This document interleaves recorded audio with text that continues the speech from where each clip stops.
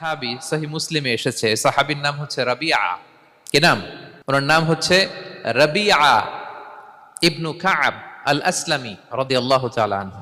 উনি বলেন, কুনতু আবিতু ইনদা রাসূলিল্লাহ। একবার আমি রাত্রিবেলা রাসূল সাল্লাল্লাহু আলাইহি ওয়াসাল্লামের সাথে ছিলাম, কোনো এক কারণে রাসূলের সাথে রাত কাটিয়েছি।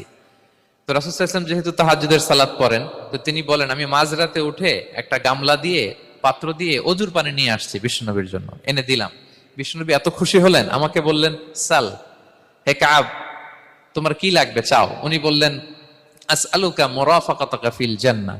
উনি বললেন, ইয়া রাসূলুল্লাহ, আপনি যদি কিছু চাইতেই বলেন তাহলে আমি জান্নাতে আপনার সাথে থাকতে চাই। দেখেন কিভাবে ওনারা সুযোগ কাজে লাগাতেন। অজুর পানি নিয়ে আসছে, বিষ্ণুবী খুশি হয়ে গেলেন, বলেন, তুমি কি চাও?